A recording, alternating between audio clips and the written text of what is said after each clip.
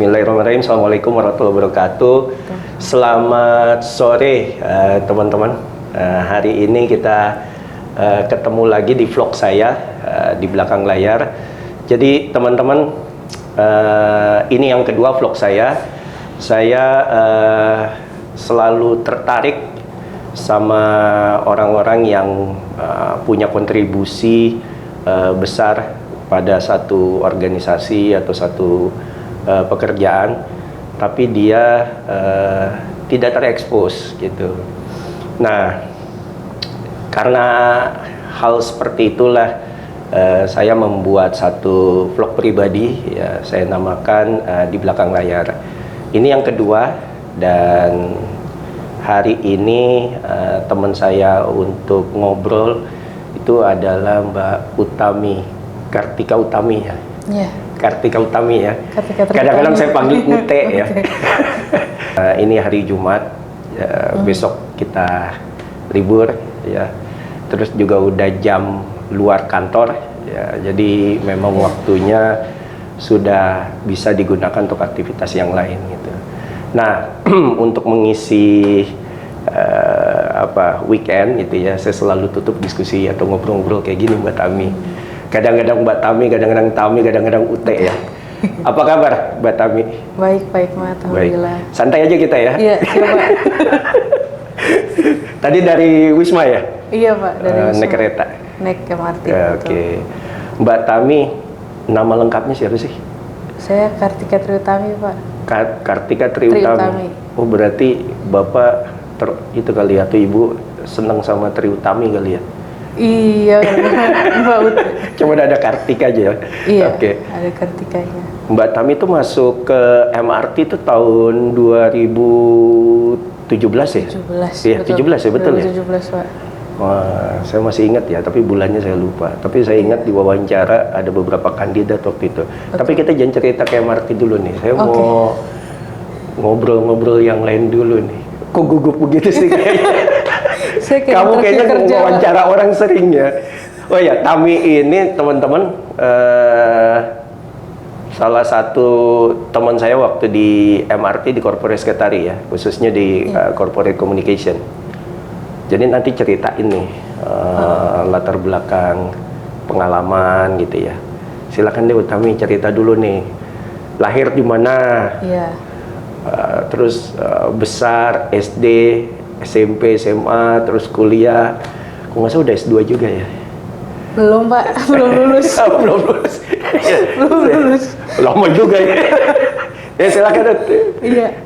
Saya lahir di Bekasi Pak, tanggal 13 Mei 1992. Kebetulan tahun ini umurnya 30 tahun persis.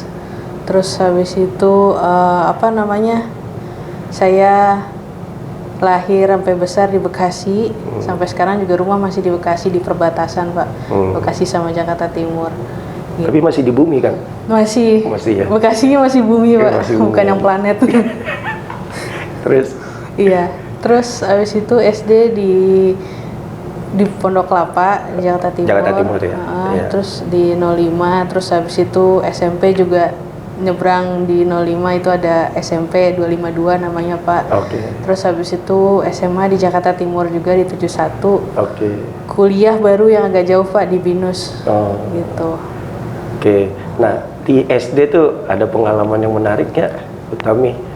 SD. Atau gini deh, Utami berapa keluarga sih?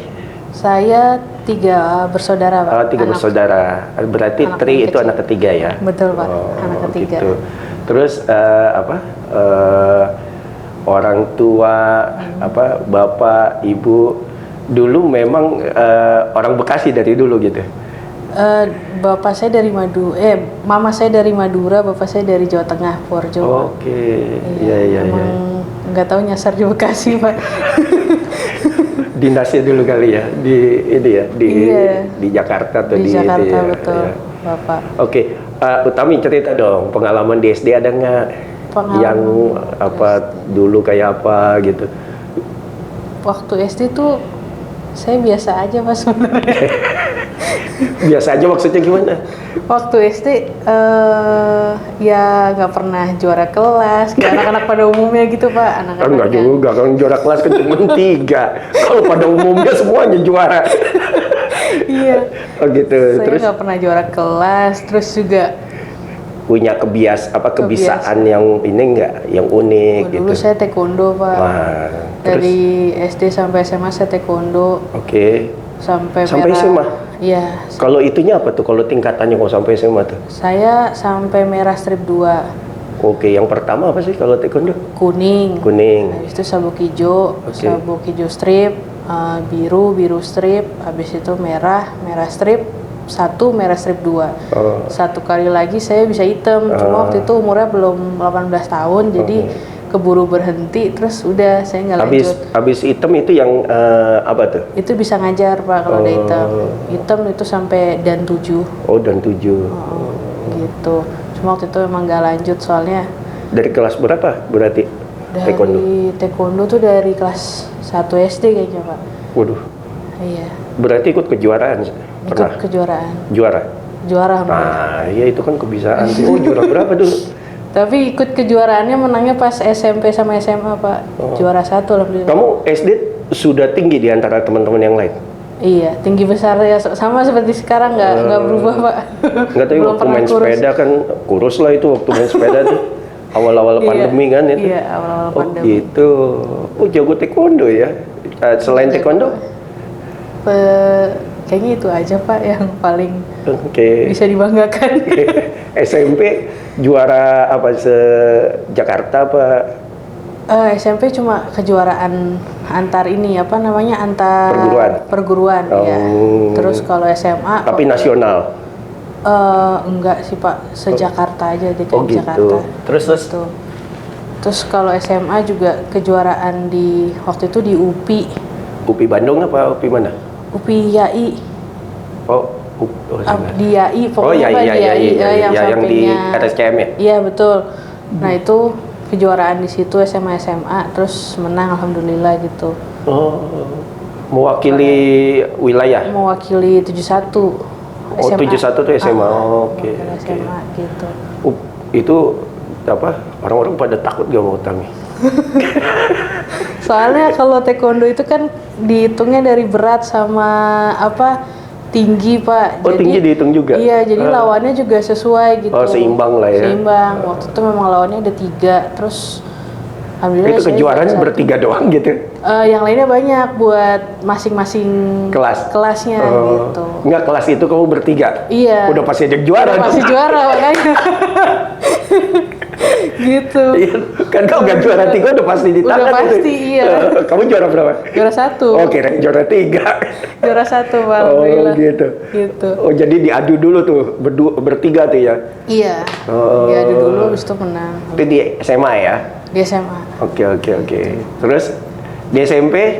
Di SMP Kamu SMP berapa? 225? 252. Oh 252. Iya. Oh. 252 di SMP kayaknya saya nggak ada yang membanggakan Pak. Nah, yang benar coba diinget-inget lagi. Ingat-ingat lagi. Apa ya? Nggak ada ya? Nggak ada Pak. Daripada lama gue nunggu. Nggak ada Pak. Gitu. Kalau Cuma SMA aja. SMA sosial apa IPA? IPA Pak. Oh IPA. Saya anak IPA. Oh, oke. Cuma dari situ memulai untuk kayaknya saya nggak bisa ngitung deh lama-lama. Akhirnya saya masuk ke komunikasi Pak. Di kuliahnya? Di kuliahnya. Oh, tapi selesai lulus kan ya SMA? Alhamdulillah Pak. Gak jauhnya baru sadar nggak bisa ngitung terus mengundurkan diri apa gimana? Alhamdulillah nilai UN saya waktu itu matematika 95 Pak, tapi saya juga nggak yakin itu saya gitu. ngitung. Nggak ketukar sama yang pintar. Saya takutnya gitu Pak. Bagus lah itu ya. Berarti masih bisa lah ya. Masih bisa, alhamdulillah. Oh. Terus jadi kuliah ke BINUS. Kuliah ke Binus. Ngambil komunikasi. Ngambil komunikasi. Oke. Terus di sana berapa tahun tuh kuliah dulu? Kuliah Pasti cepat lah ya. 4 tahun Pak. Iya. Alhamdulillah. Nah cepat berarti tuh 4 tahun tuh. Iya.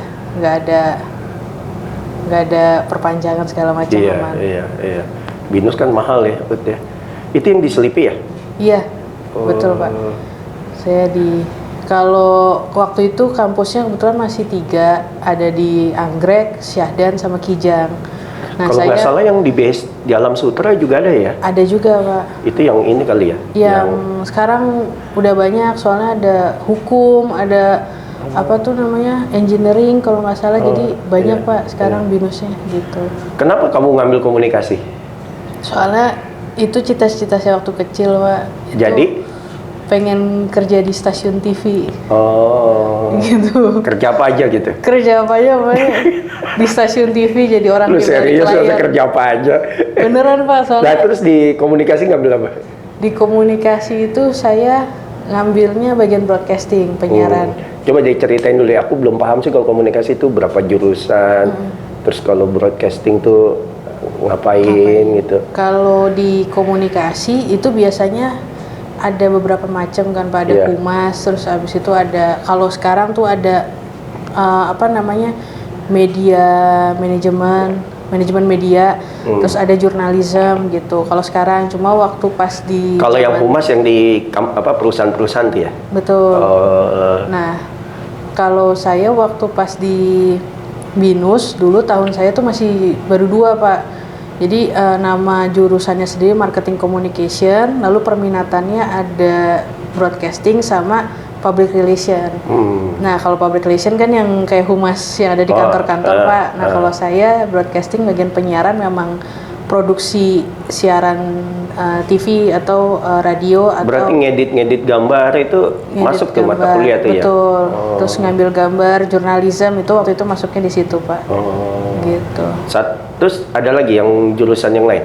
Cuman itu aja Waktu marketing? itu cuma 2 waktu itu. Kalau sekarang udah dipisah-pisah. Udah banyak ya? Iya. Peminatannya udah banyak ya, ada manajemen media tadi? Iya, betul. Karena media sosial juga salah satu platform ya? Iya, betul, Pak. Yang lebih cepat malah ya? Waktu zaman saya kan belum begitu. Belum begitu ini. Mau kuliah tahun berapa sih? 2010, Pak. 2010, lulus 2014 berarti? Iya, betul. Oh, oke. Aduh, Cepet ya kuliah ya sekarang ya? alhamdulillah. Tahu anak lamanya ya? Nggak pernah aktif waktu kuliah? Waktu kuliah, Aktif di mana gitu, magang atau apa? oh kalau waktu kuliah saya lebih lama di magang, Pak. Saya magang 1 tahun di Metro TV. Oke. Magang. Terus di Metro TV, nah itu apa tuh? Kerja apa tuh di Metro TV? Waktu di Metro TV tuh saya magang di program Mata Najwa, Pak. Oke, terus Dulu program Mata Najwa iya kamu masih... dekat ya, salah satu yang cukup dekat dengan Pak Mbak Nana ya dipanggilnya ya. Halo, Mbak Dana. Masih ingat sama kamu ya pasti ya? Nggak tahu, kayaknya udah lupa deh. Lupa karena Udah. nggak pernah di WA ya? Udah dilupain, Pak. Terus? Iya, dulu saya magang di Mata Najwa 1 tahun. Bagian apa tuh? Bagiannya itu sebenarnya bagian katanya sih PA, Pak. Maksudnya magang PA gitu ya, production assistant. Nah, cuma memang waktu itu anak magang tuh punya tugas sendiri karena dulu setiap kali Mata Najwa tayang kan dulu masih sering live, Pak. Itu kita bikin live tweet gitu, Pak. Jadi setiap kali Mbak Nana sama apa tuh narasumber lagi bicara, itu kita udah bikin kayak kutipan-kutipannya gitu buat di tweet. Jadi kayak biar viral gitu lah, Pak, kutipan-kutipannya lewat Twitter. Jadi kita udah, oh ini dengerin ini, oke kita tuh ketik, kita naikin kayak gitu, Pak. Tapi aku sebagai pencinta sepak bola nasional senang banget sama Mata Najwa. Jadi PSSI dikawal serius loh sama beliau ya. Suka banget saya. Jadi kalau ada sesuatu yang aneh dijadiin apa istilahnya topik ya, apa tema gitu ya. Ya kan sering kan ya, ada betul. jilid-jilidnya kan. Betul, itu jilid berapa dari gitu. zaman saya magang tuh kayaknya Udah mulai. Sering ngangkat tema bola juga, Pak. Bagus itu, bagus ya kita harus realistis juga lah ya. Jadiin tim nasional kan gak cepet ya. Tapi orang-orang seperti dia tuh kalau misalnya selalu mengawal kan ya bisa lebih cepat daripada yang seharusnya gitu. Iya, betul. Itu sih. Oke, terus 1 tahun itu di Mata Najwa aja tuh? Iya. Kebetulan memang pas itu ngelamarnya langsung di program Mata Najwa, Pak. Oh sebut sebut ini? Jadi Ada pilihan?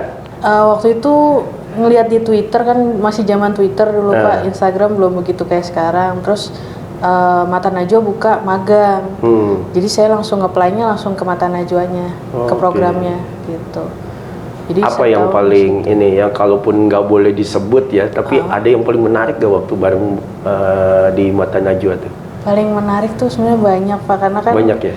Itu kan cita-cita saya dari kecil sebenarnya, karena pengen kerja di TV. Terus habis itu bisa di belakang layar, terus juga tim Mata Najwa sendiri tuh timnya sangat sangat memberikan ruang buat belajar gitu. Jadi bukan anak magang, bukan cuma motokopi atau pokoknya pekerjaan yang remeh-temeh gitu. Jadi benar-benar saya diikutin buat diajarin buat riset, terus abis itu diajarin foto di situ. Jadi saya bikin kayak foto-foto behind the scene program Mata Najwa. Terus abis itu saya juga disuruh ikut buat ini Pak,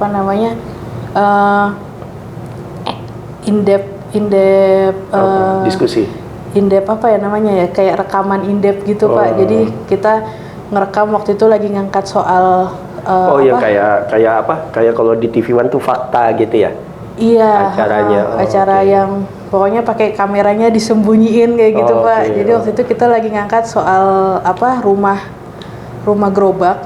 Jadi orang-orang yang tinggal di gerobak pas bulan puasa sampai Lebaran gitu ya. Terus saya sama waktu itu ada Mbak Fani PA yang memang bekerja waktu itu kita bikin HP, kita taruh di tas, terus habis itu kita ini ngerekam gitu Pak. Jadi kayak saya berasa jadi kayak lagi kayak jurnalis beneran gitu. Terus habis itu tapi nggak apa-apa tuh, maksudnya orang yang di filmin gitu ya, terus ditayangin apa diminta izin dulu? Kalau memang kelihatan mukanya biasanya di blur Pak. Iya, etikanya gitu ya. Iya, kita tapi suaranya aja ya. Suaranya sama kita kan suaranya juga bisa diubah ya. Betul, gitu. Terus waktu itu juga sempat ada ini interview, tapi sama orangnya memang nggak boleh dipublish Pak. Jadi benar-benar yang suaranya dirubah, terus habis itu di ruangan khusus kayak gitu. Jadi benar-benar ngikutin, ternyata yang di TV-TV ini beneran gitu, beneran terjadi. Beneran terus, itu ya? Beneran. Gitu. Terus habis itu iyalah, percayalah kalau yang kredibel seperti itu ya. Di TV-TV lah ya semuanya. Memang waktu itu harus menjaga namanya beliau, karena waktu itu beliau kalau nggak salah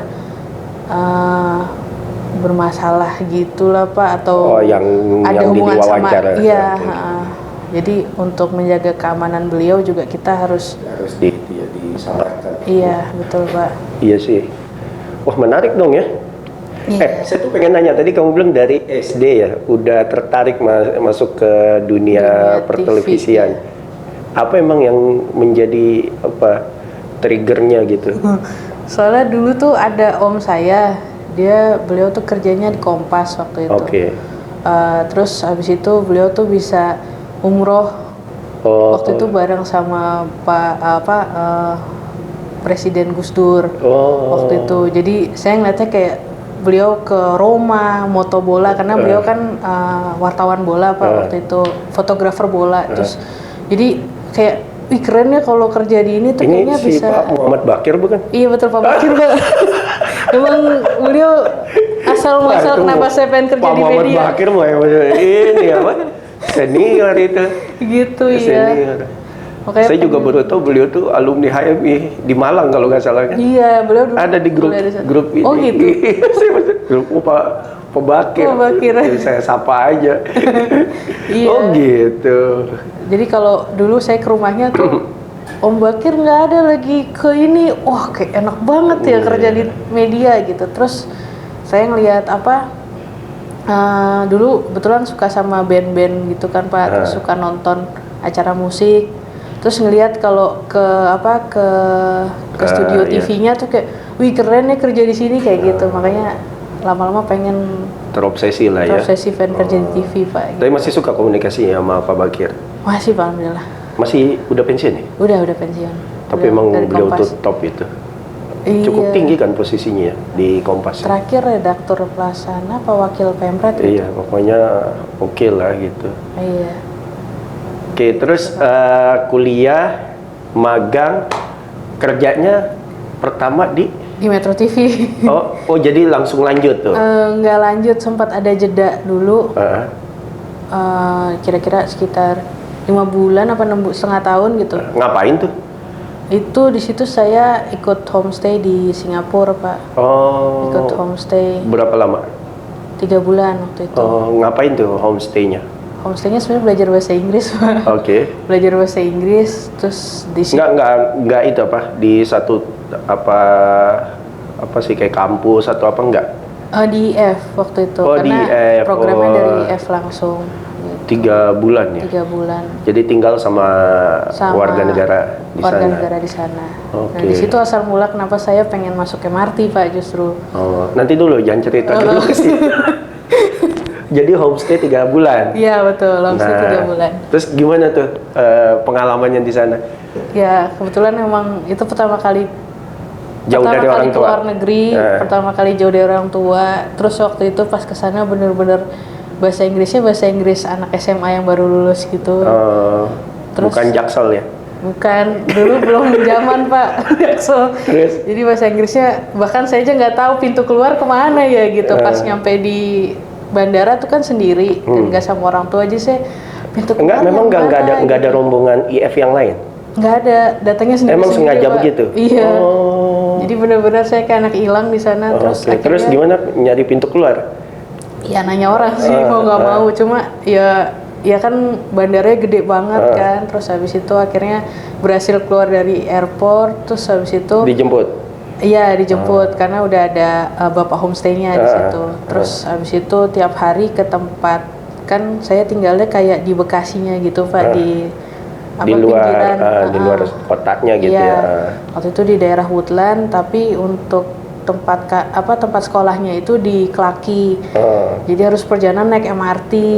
Terus habis itu ngelewatin deponya MRT, SMRT di Singapura. Jadi makanya ngeliat kayak, wih keren banget ya di sini gitu. Sedangkan kan kalau di Jakarta saya ya mau naik kereta dulu masih susah. Terus habis itu mau naik angkot juga kadang-kadang nyari angkotnya lama, terus jalannya jauh kayak gitu. Makanya pas ngeliat di sana tuh kayak terpesona kali melihat Tapi kenapa nggak kerjanya di SMRT, kenapa ke MRT Jakarta? Seneng yang ngeliat nyoba juga sebenarnya. Nyoba juga. Kan di LinkedIn dulu belum zaman LinkedIn, Jobstreet kan ada tuh mereka. Udah lah kalau 2014 kan. Iya sih. Udah ada. Saya yang belum terpapar LinkedIn kan. Terus. Jadi Jobstreet kan suka naruh tuh SMRT naruh lamaran. Saya nyoba-nyoba juga cuma ya mungkin kayak siapa nih gitu. Gitu Pak. Itu tapi di nyoba. SMRT Singapura nyoba juga Pak. Tapi nggak dipanggil. Enggak dipanggil. Belum ya kali ya. Iya. Coba aja dicek. Jangan di. Aisyah. kasih ya. Sekarang ya Pak ya? Enggak, coba lamarannya jangan-jangan. Baru diceknya sekarang. Alamatnya alamat mana? Bapak homestay-nya. Oh, Bekasi. Bekasi, oke. Jangan lo dipanggil ya, masih di Singapura lagi. Oh gitu. Iya boleh tuh, coba aja sekarang lagi. Waduh. Janganlah. MRT membutuhkan orang-orang seperti kamu. Oke, 3 bulan terus setelah itu balik lagi. Setelah itu balik lagi. Balik lagi ke Metro. Balik lagi ke Metro. Baru diterima Metro TV waktu itu. Sebagai karyawan. Karyawan. Ya. Bagian? Di bagian waktu itu event activation Pak. Ngapain tuh?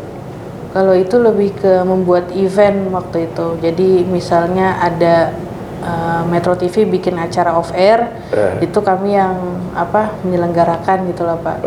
Untuk off air misalnya kayak Mata Najwa kan suka keluar kota dulu, jadi ada Mata Najwa on stage. Nah itu event off airnya kami yang bikin. Itu jadi Mata Najwa sama timnya hadir untuk produksi program, tapi sebelum ini ada rangkaian acaranya misalnya 2 hari 3 hari sama. Kamu tuh yang menyiapkan itu semua gitu. Iya, salah satu timnya gitu. Selain Mata Najwa ada juga? Ada juga biasanya hari pers nasional. Terus habis itu ada kayak dulu sering CFD kan Pak. Metro TV sering muncul di acara CFD. Terus habis itu ada marketing gathering. Terus habis itu ada kayak ulang tahunnya Metro TV sendiri gitu. biasanya acara-acara kayak gitu Pak. Lu jangan kaku gitu dong, jadi kayak wawancara Iya sih, wawancara kerja ya Pak. Ke bawah Pak. Soalnya dulu diwawancara sama Pak Hikmat. Salah satunya kayak Iya. gitu. Terus apa namanya di Metro berapa tahun tuh kerjanya setelah magang terus ke Singapura ke Metro lagi? Metro setahun Pak. Setahun. Setahun juga. Jadi mimpinya masih tetap ada tuh ya. Iya. Terpapar sama perjalanan dari rumah ke kampus gitu ya. Iya, sekolah gitu. Terus ngelamar dia tuh ya. Itu belum, malah saya belum tahu tentang Tak dulu. situ. Di 1 tahun itu ada gak sesuatu yang menarik waktu di MRT, di mana di Metro Di TV? Metro TV. Soalnya kalau di Metro TV tuh menariknya karena itu kan perusahaan TV apa ya, jadi nasional Iya. gitu. Jadi bener-bener kayaknya di Jakarta tuh jarang gitu, kayak ke Lombok, terus habis itu ke Surabaya, Oh, enak tuh ya. Iya, jadi bener-bener jalan-jalan terus Pak gitu. Jadi di sela-sela kesibukan ada waktu lah ya, Iya, ngelihat. betul.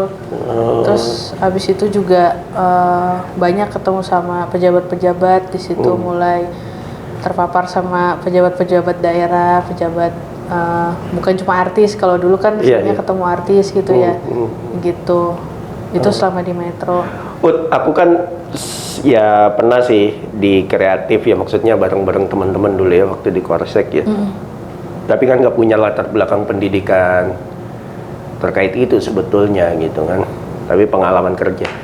Aku pengen nanya tuh kalau kayak di TV-TV itu apa ya yang bisa membuat kita terus punya ide-ide kreatif gitu ya. Meskipun tetap dalam visinya TV gitu ya. Misalkan kalau Metro kan TV berita gitu ya dulu. Itu apa sih caranya gitu yang dilakukan pengen tahu saya gitu. Jadi misalnya orang tuh nggak putus-putus idenya jadinya gitu. Idenya ada diskusi atau ada semacam apa ya riset atau dikasih tugas atau gimana tuh? Itu memang kita biasanya sering brainstorm juga Pak. Oh gitu. Kita selalu Setiap hari itu ya pasti ya karena media ya. Iya. Jadi biasanya kita bikin kayak setahun nih kita mau ada event apa aja kan udah kelihatan biasanya Pak. Terus di situ kita memang diminta buat cari misalnya ide buat ulang tahun Metro TV tahun ini kayak apa gitu misalnya, atau ide misalnya marketing gathering Metro TV kali ini apa gitu. Jadi memang kita disuruh brainstorm Pak, kita cari-cari di internet, di Pinterest gitu, kira-kira ada nggak sih ide-ide baru gitu. Terus abis itu tapi kita tetap ngelihatnya tuh kalau dulu tuh Metro look Pak, jadi kayak ini Metro banget nggak nih kalau ditaruh dibawa ke masa kayak gitu. Jadi itu yang framing kita buat ini oke atau enggaknya gitu. Jadi kayak parameter ya. Parameternya. Iya, kalau misalnya masih masuk oke lah gitu. Iya. Kalau enggak ya cari lagi. dicari lagi gitu. atau biar bisa masuk gitu ya. Iya, Karena dulu kan di Net TV ada tuh sitkom ya istilahnya. Iya, betul. Karena judulnya tuh The Is ya. The Is, betul. Aku seneng banget tuh nonton itu tuh. Oh, iya. Jadi terobsesi gitu kadang-kadang tuh. Makanya dan dulu kan di Korkom kan ya, di Korsek ya. Korsek.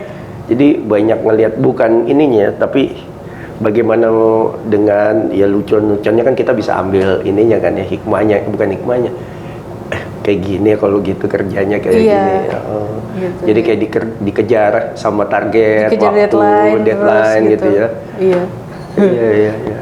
Nah, terus 1 tahun di mana? Di Metro. Nah, terus ke MRT? Belum Pak, belum. Nah, kemana dulu tuh? 1 tahun di Metro, terus sempat nganggur dulu Pak. Nganggur. Lu kenapa nganggur? Saya juga nggak tahu Pak, nggak diterima kerja di Enggak, maksud mana-mana. gua kan di Metro kenapa lu tinggalin gitu? Oh, waktu itu ditinggalin karena orang tua minta buat cari pekerjaan yang lebih sering di Jakarta lah Pak gitu istilahnya. Kayak ya di Metro kan bener-bener event bisa seminggu saya nggak pulang gitu, keluar kota. Kangen nih Ibu ya. Khawatir mungkin ya Pak ya, anak perempuan. Terus terakhir tuh gara-gara habis megang event di Lombok saya sakit sampai tumbang gitu, makanya mama kayak kayaknya mungkin cari ya udah yang Di lebih Jakarta tenang aja. gitu. Iya. Saya gue nggak percaya kalau lo nggak mampu. Lo kalau apa ya, rada-rada ini juga kuat gitu, bukan rada kuat, emang kuat ya. Yang kalau gue bilang misalnya rada badak gitu, badak dalam arti bukan binatang yang rada Iya. kuat gitu. Ya kita pernah begadang kan dulu, inget nggak? Iya. Ya yang saya ingat sih waktu di jalanan ya. Iya, di Nanti aja pinggir kita jalan. cerita. Di pinggir jalan asli itu ya. Iya, itu benar-benar di pinggir jalan Pak. di Dari pinggir jam jalan. dari sore ya sampai jam Sampai jam 3 pagi kalau nggak salah. lebih setengah 4 kan. Iya, terus besoknya ada acara Kamu lagi. duluan pulang apa saya duluan pulang tuh? Bareng Pak kayaknya semuanya. Bareng ya? Semuanya bareng. Iya, setengah 4. Iya, terus besoknya ada acara lagi. Iya. Masih ingat gak acara apa? Beauty contest kan Bapak ya? Bukan. Oh, yang ini Pak Penandatanganan. Pak Sandi. Iya, betul. Sama Pak Sandi. Iya, penandatanganan kita. Iya. Dan habis itu ada acara itu kan, ceramah juga kan di sini. Iya, betul. Agim waktu itu kan. Iya, makanya saya udah Ih, aduh. saya Udah pulang nggak sih? Oke, terus nganggur. Berapa lama nganggur? Nganggur berapa lama ya Pak ya? Juli ke Januari. Oh, nggak lama lah. Juli ke Januari. Iya, 5 bulanan lagi 5 Pak. bulan. Heeh. Nah, terus ke MRT? Belum. Belum? Waktu itu bantu Mbak Nana Pak. Oh, balik lagi. Balik lagi, iya. Tapi memang bukan di metronya. Iya. Udah ke Trans ya? Belum. Belum ya? Mbak Nana waktu itu masih di metro. Cuma Mbak Nana waktu itu jadi duta baca. Oke. Duta baca Indonesia terpilih kan. Terus saya bantuin untuk bikin event-eventnya Mbak Nana sama bikin behind the scene. Oh. Nya beliau di Mata Najwa sama duta baca gitu. Soalnya kan duta baca waktu itu kan biar diekspos Pak, biar orang-orang lebih tahu program-program kerjanya duta baca gitu. Iya. Saya pernah ke Perpustakaan Nasional, banner-bannernya Mbak Nana. Mbak Nana ya waktu itu ya. Aku pakai Mbak Nana kayak kenal aja. Ibu Najwa Shihab tuh banyak gitu. Nggak banyak, ada lah beberapa. Saya lihat makanya saya tahu oh ini duta baca gitu. Oh gitu.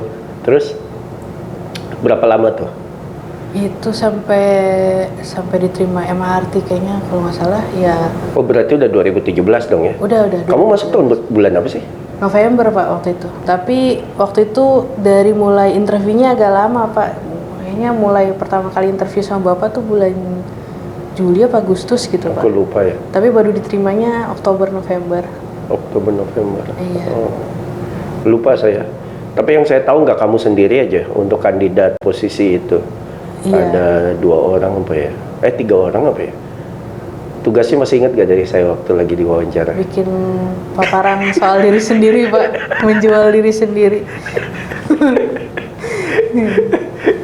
Jadi pengen tahu bisa nulis apa enggak gitu ya. Iya. Tapi kamu waktu jadi apa? Jadi timnya Mbak Nana gitu ya, atau di Metro, suka riset juga kan? Iya, diminta bantu riset juga Pak. Gitu. Cerita dong kalau riset gimana sih? Pengen tahu saya. Riset. Iya, riset topik ya berarti ya, yang mau didiskusikan gitu ya. Aku nggak apa-apa duduk gini ya, santai. Iya, nggak apa-apa. Kan udah sore kan kita. Nggak apa-apa Pak. Gimana? Kalau riset. Diminum Oh iya, minum dulu Pak izin. Kita minum dulu. Kalau riset sebenarnya risetnya tuh bener-bener mendalam banget sih Pak. Memang Mbak Nana tuh pasti pengen apa ya, kayak ya melihatnya tuh dari berbagai angle gitu. Itu yang saya tahu. Mohon maaf kalau sekarang berubah ya Mbak. Nah, cuma jadi dulu pernah kita ngangkat tentang stigma manusia dalam stigma gitu. Dimana itu kita ngundang orang-orang yang waktu itu mengidap HIV/AIDS gitu kan Pak. Nah itu kan risetnya kan mungkin nggak gampang gitu ya. Terus abis itu sampai akhirnya kita dapat beberapa orang yang memang mau untuk diwawancarain dan berbagi tentang kisahnya gitu. Jadi kita biasanya kalau riset kita nyari-nyari di internet. Selain itu juga kita telepon langsung narasumbernya gitu Pak. Selain buat mengundang apakah beliau mau atau tidak gitu, kita juga nanya ke beliau, kira-kira betul nggak berita yang di sini, kira-kira ini nggak. Jadi memang tim riset itu juga sambil nelpon juga, sambil nyari berita di internet dari berbagai sisi gitu, dari yang adanya berita di berita atau di akun media sosialnya gitu. Jadi benar-benar semuanya tuh dilihat gitu, Pak. Iya, sebabnya kalau aku lihat acara-acara Mata Najwa atau apa itu pede banget sama datanya. Artinya kan memang benar-benar dicari, dicari gitu. Dan yakin gitu kan sama kesahihan data kan. Ya kan kalau orang ini kan ya nggak sepede itulah pasti kan. Iya. Katanya kalau ini kan disebut itu kan suka ada kan. Oke, nah sekarang saya mau nanya nih. Waktu saya udah tahu berarti alasannya kenapa mau masuk MRT, karena waktu homestay di Singapura ya, bolak-balik gitu ya, terpapar sama depo dan perjalanan ya, stasiun kali ya. Iya, betul. 2017 berarti ya pas kita lagi atau setelah buat ubah Jakarta ya? Baru banget Pak, kayaknya baru banget, setelah ubah Jakarta, karena kan kebetulan kakak saya di Pemprov, jadi suka dapat ini Pak materi-materinya MRT. Makanya kakak saya tuh suka ngasih nih flash disknya MRT gitu. Ada dulu flash disk kartu MRT tapi zaman dulu banget Pak. Jadi dia flash disknya kartu gitu. Oh iya.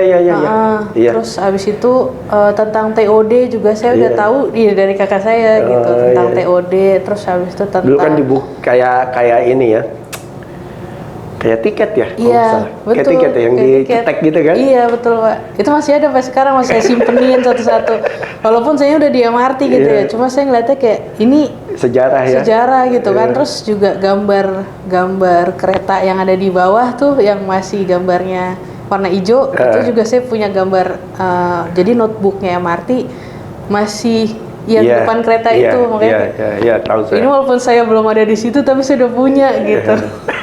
Jadi dikumpulin emang. Dan kenyataannya masuk ya. Alhamdulillah masuk Pak. Alhamdulillah diterima. Gitu. Ut, apa yang paling berkesan Ut dari waktu kita kasih periode sebelum MRT beroperasi sama setelah ya? Iya. Di luar pembukaan ya, saya ngeliat pembukaan juga heboh banget kan tuh teman-teman tuh ya. Iya. Istilahnya pas operasi itu ya. Tapi sebelum itu ada gak yang paling berkesan Utami? Ini pribadi gitu. Paling berkesan tuh pas pertama kali masuk depo Pak. Pertama kali masuk, ya memang sering kan Pak Hikmat minta saya buat nemenin wartawan buat liput gitu ya. Itu juga ketemu teman-teman lagi dong ya? Ketemu teman-teman lagi, orang media-media lagi ya kan, kayak ya Mbak Tami kayak ya gimana segitu-segitu gitu kan. Aja ya. Di situ-situ aja terus ya backgroundnya juga sih. Terus jadi ngelihat MRT dari zaman masih dibangun, walaupun mungkin saya nggak dari awal ya Pak ya. Kalau dari groundbreaking kan Bapak, cuma MRT masih dulu pas saya baru masuk tuh belum ada relnya. Aku nggak pas groundbreaking. Aku 2014, groundbreaking 2013. Oh, I see. Oke, terus. Nah itu kebetulan pas saya masuk itu MRT relnya baru dipasang. Oke. Jadi tunnel itu belum ada relnya. Terus abis tapi itu udah ada tunnel gitu. Udah ada tunnel. Cuma belum terpasang rel. Masih masang yang balok-balok Wika itu Pak. Terus habis itu di depo tuh belum ada bangunan workshop, masih rangka-rangka. Jadi setiap kali saya nemenin media itu pasti saya foto, makanya sampai sekarang saya masih punya sekarang foto ini gitu. Dari mulai belum jadi sampai jadi sampai gitu. Jadi gitu. Angle-nya sebelah mana kamu foto? Biasanya dari atas itu Pak, stasiun. Dari concourse kan biasanya memang teman-teman media minta ngambil gambar dari situ biar pemandangannya kelihatan depo gitu kan. Karena kan mereka pengen kayak mungkin before after dulu masih jadi stadion, sekarang udah jadi depo gitu ya. Terus biasanya saya moto di situ. Nah, sekarang di titik yang sama terus kan? Iya. Wah, keren tuh. Iya, waktu itu saya pernah waktu ulang tahun MRT keberapa gitu saya posting, jadi before afternya Depo masih rangka mau udah jadi gitu. Oh gitu. Gitu. Berapa foto tuh? Banyak Pak, biasanya kayak isinya foto MRT semua. Terus habis itu. Jadi ya itu masuk apa? Masuk depo berarti. Masuk depo, karena kan punya kesana. Waktu pas saya sekolah yang homestay itu kan ngeliatnya depo MRT di Singapura kan kayak, wih gede banget ya, di dalam situ apa isinya gitu. Jadi pas masuk depo tuh, pas deponya udah jadi tuh kayak, wih ternyata ini yang selama ini saya dambakan. Udah selesai. Abis gitu? Abis itu udah mau keluar dari MRT. Cita-cita tercapai ngeliat dalam depo. Belum. Abis itu kan keretanya datang Pak. Terus? Keretanya datang, itu juga saya sampai kayak pertama kali lihat kereta tuh Pak Hikmat yang ngajak kan. Oh bukan, pas nggak inget. Pas keretanya datang di pelabuhan tuh saya mau ikut, cuma kata Bapak. Oh saya ingat. Iya. Kita lari-lari pas kereta jalan di Point Square. Ya betul, itu videoin. Iya, videoin. Kita belum ada drone kan Pak. Karena kita waktu itu ada acara. Iya, kita dari mana ya? Sama Mas Tomo kan Pak? Enggak, kita berdua. Acara, aku ingat, sebentar. Peresmian Hotel Syariah di daerah betul. utara. Terus kita lari-lari kan? Lari-lari. Tadinya kita nggak kesini kan, rencananya kan? Tapi kita bagi-bagi tugas kan. Mas Tomo apa yang kesini ya? Iya. Pokoknya saya lupa lah. Iya, Mas Tomo, kita betul, bagian Pak. yang di sana. Karena disuruh mewakili ini kan. Pak, iya. Akhirnya kita naik mobil lewat tol karena udah ada ganjil genap ya. Iya, kalau pokoknya lewat tol lagi kita muter aja. Ingat iya, ya, betul. dari utara kan? Iya. Masuk sini ke Point Square. Point Square terus naik ke atas itu kan. Jadi ngelihat apa? Ngelihat kereta itu. Iya, ngelihat kereta. Terus habis itu pas kereta pertama kali jalan juga tuh. Waktu itu saya nge-repost videonya Pak Hikmat yang Mas Tomo ambil. Waktu itu kita lagi meeting, Mas Tomo terus ngirim, terus Pak Hikmat ngeposting, saya repost gitu. Itu kayak, wih ternyata ini jalan gitu kan. Iya masa nggak jalan. Tapi emang hari waktu kereta itu mulai jalan gitu ya, kayaknya hampir semua anak MRT itu isi media sosialnya itu. Iya. Hampir semuanya. Yang satu repost dari medsosnya MRT, atau mereka ya kayak kita nyolong-nyolong di Point Square sendiri, iya. Karena kan dulu ya nggak sembarangan orang masuk stasiun kan. Iya ya. betul. Iya. Itu masih ada Pak videonya Pak. Masih ada ya? Iya, dari atas Greenwich itu videoin. Iya. Yang sampai kolam berenang kan? Iya, aduh. betul. Kita nggak takut mati juga sih. Padahal itu kan bukannya ini ya. Bukannya bangunan itu kan gua nggak salah kayak GRC gitu kan itu. Waktu itu juga lagi dibetulin Pak. Iya, GRC itu. Oke, terus apa lagi?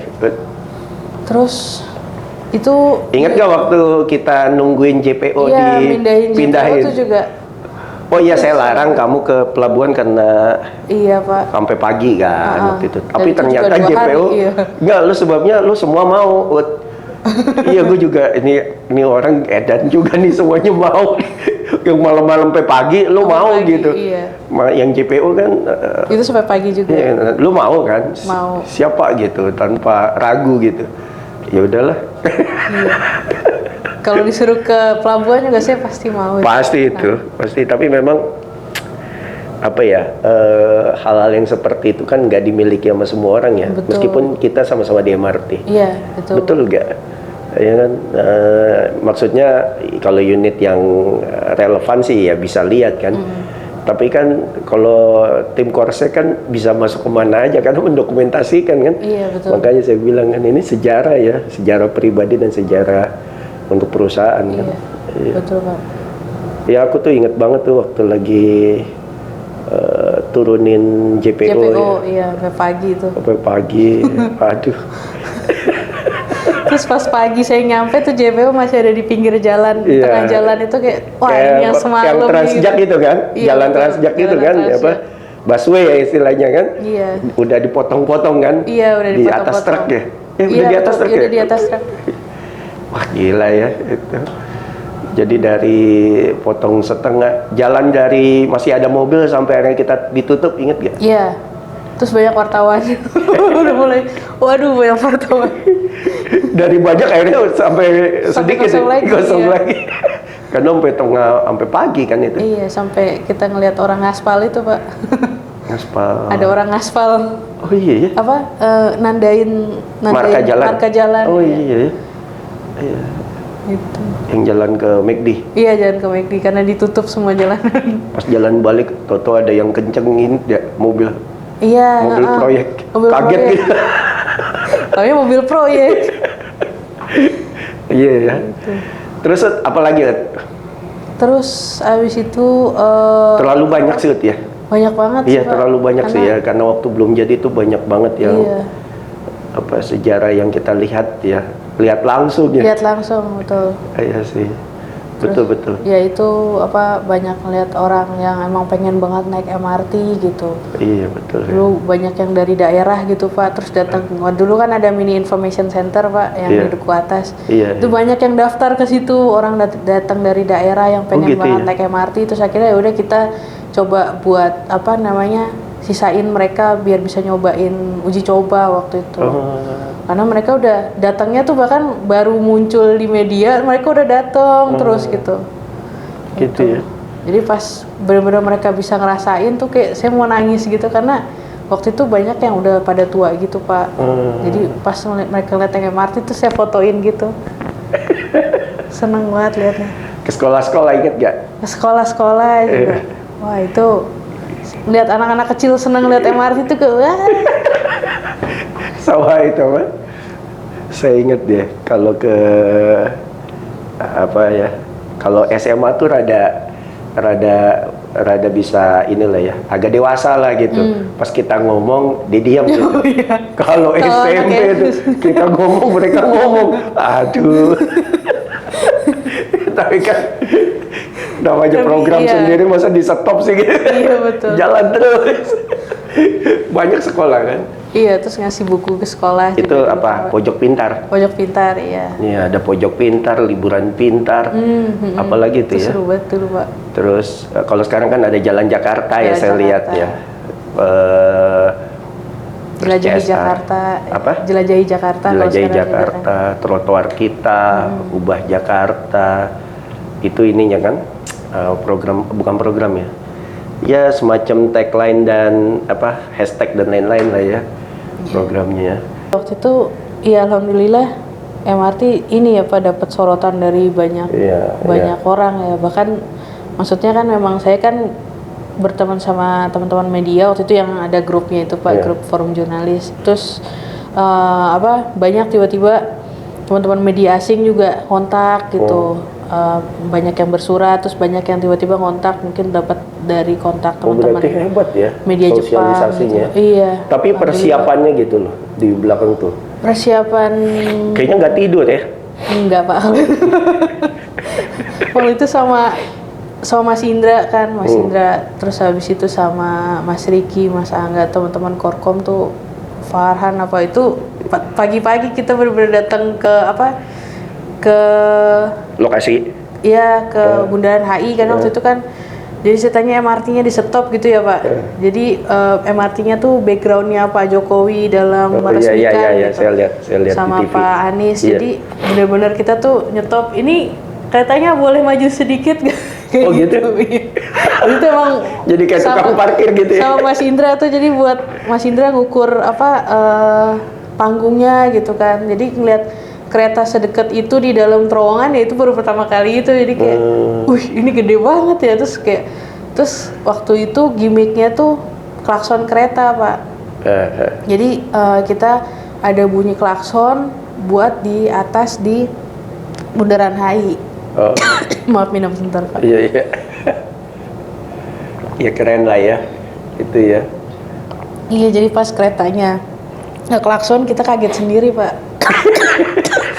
Itu namanya senjata makan tuan.